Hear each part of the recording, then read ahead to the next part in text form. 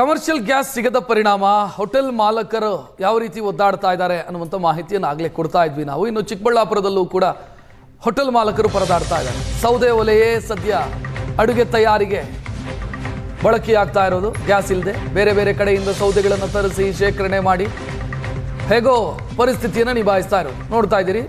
ಬಹುತೇಕ ಹೋಟೆಲ್ಗಳ ಪರಿಸ್ಥಿತಿ ಹಿಂಗೆ ಆಗಿಬಿಟ್ಟಿದೆ. ಗ್ಯಾಸ್ ಸಿಗ್ತಿಲ್ಲ, ಸೌದೆ ಒಲೆಯನ್ನೇ ನಂಬಿಕೊಂಡು ಅಡುಗೆ ಮಾಡಬೇಕಾದಂಥ ಸ್ಥಿತಿ. ಇರಾನ್ ಹಾಗೂ ಇಸ್ರೇಲ್ ನಡುವೆ ಯುದ್ಧದಿಂದಾಗಿ ಇಡೀ ದೇಶಾದ್ಯಂತ ಈಗ ಸಿಲಿಂಡರ್ಗಳ ಕೊರತೆ ಹೆಚ್ಚಾಗ್ತಿದೆ. ಸೊ ಇದು ಹೋಟೆಲ್ ಉದ್ಯಮದ ಮೇಲೆ ಸಾಕಷ್ಟು ಪರಿಣಾಮ ಬೀರಿದೆ. ಚಿಕ್ಕಬಳ್ಳಾಪುರದಲ್ಲೂ ಕೂಡ ಕಮರ್ಷಿಯಲ್ ಸಿಲಿಂಡರ್ಗಳು ಸಿಗದೆ ಕಾರಣ ಈಗ ಹೋಟೆಲ್ ಮಾಲೀಕರು ಈಗ ಸೌದೆಗಳ ಮೊರೆ ಹೋಗಿದ್ದಾರೆ.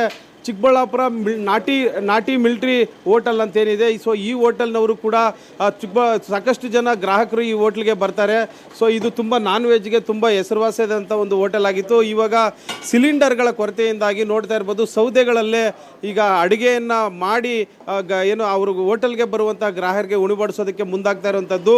ಸೊ ಈಗ ಇಡೀ ದೇಶಾದ್ಯಂತ ಕಮರ್ಷಿಯಲ್ ಸಿಲಿಂಡರ್ಗಳ ಸಮಸ್ಯೆ ಎದ್ದು ಕಾಣ್ತಿದೆ. ಈ ನಿಟ್ಟಿನಲ್ಲಿ ತುಂಬ ಹೋಟೆಲ್ಗಳಲ್ಲಿ ಸಮಸ್ಯೆ ಉಂಟಾಗ್ತಿದೆ. ಈ ಕಡೆ ನೋಡ್ತಾ ಇರ್ಬೋದು, ಇಲ್ಲಿ ಒಂದು 4 ಕಮರ್ಷಿಯಲ್ ಸಿಲಿಂಡರ್ಗಳನ್ನು ಇಟ್ಕೊಂಡಿದ್ರು, ಅದೆಲ್ಲ ಖಾಲಿ ಆಗಿಬಿಟ್ಟಿದೆ. ಸೊ ಈಗ ಡಿಮ್ಯಾಂಡ್ ಹೆಚ್ಚಾಗ್ತಾ ಇರೋದ್ರಿಂದ ಸಿಗ್ತಾ ಇಲ್ಲ ಹೋಟೆಲ್ಗಳಿಗೆ. ಹೀಗಾಗಿ ಹೋಟೆಲ್ ಮಾಲೀಕರು ತಮ್ಮ ಒಂದು ಗ್ರಾಹಕರನ್ನು ಹಿಡಿದಿಟ್ಕೊಳ್ಳೋದಕ್ಕೆ ಈಗ ಈ ರೀತಿಯಾದಂಥ ಒಂದು ಸೌದೆಗಳಲ್ಲಿ ಅಡುಗೆ ಮಾಡಿ ಉಣಬಡಿಸೋದಕ್ಕೆ ಈಗ ಮುಂದಾಗ್ತಾ ಇರೋಂಥದ್ದು. ಈಗ ಹೋಟೆಲ್ ಮಾಲೀಕರಿದ್ದಾರೆ, ಅವ್ರನ್ನ ಮಾತಾಡಿಸುವಂಥ ಪ್ರಯತ್ನ ಮಾಡೋಣ. ಏನು ಹೇಳ್ತಾರಂತೆ ಸರ್? ಈಗ ಸಿಲಿಂಡರ್ಗಳ ಕೊರತೆ ಹೆಚ್ಚಾಗ್ತಿದೆ, ಸೊ ಈ ನಿಟ್ಟಿನಲ್ಲಿ ನೀವು ಯಾವ ರೀತಿ ಸೌದೆಗಳಲ್ಲಿ ಅಡುಗೆ ಮಾಡ್ತಾ ಇದ್ದೀರಿ ಸರ್? ಈಗ ನಮಗೆ ಬರುವಂಥ ಗ್ರಾಹಕರಿಗೆ ಸೌದೆಯಲ್ಲೇ ಎಲ್ಲ ಥರ ರೀತಿ ಅಡುಗೆ ರೆಡಿ ಮಾಡಿ ಮಾಡ್ತಾ ಇದ್ದೀವಿ. ನಮ್ಮ ಸಿಲಿಂಡ್ರ್ ಅಭಾವ, ವಾಣಿಜ್ಯ ಸಿಲಿಂಡ್ರ್ ಇವಾಗ ಕೊಡ್ತಾ ಇಲ್ಲ, ಸುಮಾರು ಒಂದು ವಾರದಿಂದ ದೊರೀತಾ ಇಲ್ಲ. ನಾವು ಬರುವಂಥ ಗ್ರಾಹಕರನ್ನ ನಾವು ವಾಪಸ್ ಕಳ್ಸೋದಕ್ಕೆ ರೆಡಿ ಇಲ್ಲ. ಅದರಿಂದ ಇದು ಸರ್ವೇ ಸಾಮಾನ್ಯ ಸರ್. ಯಾವಾಗ ಯುದ್ಧ ನಡೆದ್ರು, ಬೇರೆ ದೇಶಗಳಲ್ಲಿ ಯುದ್ಧ ನಡೆದಾಗ ಇಲ್ಲ ಪೆಟ್ರೋಲ್ ಆಗ್ಬೋದು, ಇಲ್ಲ ಒಂದು ದಿನಸಿ ಪದಾರ್ಥಗಳಾಗ್ಬೋದು, ಇಂಥ ಸಿಲಿಂಡರ್ಗಳ ಕೊರತೆ ಬಂದೇ ಬರುತ್ತೆ.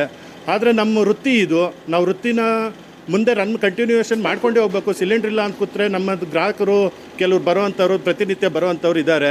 ಆದ್ದರಿಂದ ನಾವೆಲ್ಲ ಸೌದೆನೇ ಹಾಕಿಸ್ಕೊಂಡು ಪ್ರತಿಯೊಂದು ಪದಾರ್ಥನೂ ಸೌದೆಯಲ್ಲೇ ತಯಾರು ಮಾಡಿ ನಮ್ಮ ಬರುವಂಥ ಗ್ರಾಹಕರಿಗೆ ಬಡಿಸ್ಕೊಡ್ತಾ ಇದ್ದೀವಿ ಸರ್. ಈಗ ಮತ್ತೊಬ್ಬರನ್ನ ಮಾತಾಡೋಣ ಸರ್. ನಿಮ್ಮ ಹೋಟ್ಲ್ನಲ್ಲಿ ಅಂದರೆ ಮಾಂಸಾಹಾರ ಅಂದರೆ ನಾನ್ ವೆಜ್ಜು, ನಾಟಿ ಕೋಳಿ ಎಲ್ಲ ಫೇಮಸ್ ಇರ್ತದೆ. ಸೊ ಈ ಒಂದು ಕಮರ್ಷಿಯಲ್ ಸಿಲಿಂಡರ್ಗಳ ಅಭಾವದಿಂದ ಸೊ ಈ ಸೌದೆ ಮೊರೆ ಹೋಗಿದ್ದೀರಾ, ಏನು ಸಮಸ್ಯೆ ಆಗ್ತಿದೆ ಸರ್? ಕಮರ್ಷಿಯಲ್ ಸಿಲಿಂಡರ್ಗಳು 4-5 ದಿವಸದಿಂದ ನಮ್ಗೆ ಸಿಗ್ತಾ ಇಲ್ಲ. ಇರಾಕ್ ಇಸ್ರೇಲ್ ಯುದ್ಧ ನಡೀತಾ ಇರೋ ಕಾರಣ ನಮ್ಗೆ ಯಾವುದೇ ಒಂದು ಸಿಲಿಂಡ್ರ್ ಸಿಗ್ತಾ ಇಲ್ಲ, ಕೊರತೆ ಆಗೈತೆ. ಆದ ಕಾರಣ ನಮ್ಮ ಗ್ರಾಹಕರಿಗೆ ಕಂಟಿನ್ಯೂ ನಾವು ಕೊಳ್ಳೇಬೇಕು. ಆದ್ದರಿಂದ ಸೌದೆ ತಗೊಂಡು ಬಂದು ನಾವು ಸೌದೆಯಲ್ಲೇ ರೆಡಿ ಮಾಡಿ ಗ್ರಾಹಕರನ್ನ ನಾವು ಒಂದು ತೃಪ್ತಿಪಡಿಸ್ತಾ ಇದ್ದೀವಿ. ಎಸ್, ಇದು ಏನು ಚಿಕ್ಕಬಳ್ಳಾಪುರದಲ್ಲಿ ಕಂಡು ಬರ್ತಾ ಇರುವಂಥ ದೃಶ್ಯಗಳು. ಅಂದರೆ ಒಂದು ಸೌದೆಗಳ ಮೂಲಕವೇ ಅಡುಗೆಗಳನ್ನು ಮಾಡ್ತಾ ಇದ್ದಾರೆ. ಸೊ ಇದು ದಿನದಿಂದ ದಿನಕ್ಕೆ ಈ ರೀತಿಯಾದಂಥ ಸಮಸ್ಯೆ ಹೆಚ್ಚಾಗ್ತದೆ. ಹೀಗಾಗಿ ಹೋಟೆಲ್ನವರು ಈ ರೀತಿಯಾದಂಥ ಒಂದು ಸೌದೆಗಳಲ್ಲೇ ಅಡುಗೆ ಮಾಡಿ ಬಡಿಸುವಂಥ ಒಂದು ವ್ಯವಸ್ಥೆಗೆ ಮುಂದಾಗಿರುವಂಥದ್ದು.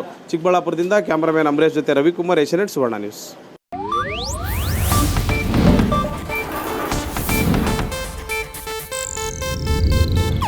ಇದು ಏಷ್ಯಾನೆಟ್ ನ್ಯೂಸ್ ನೆಟ್ವರ್ಕ್ ಪ್ರಸ್ತುತಿ.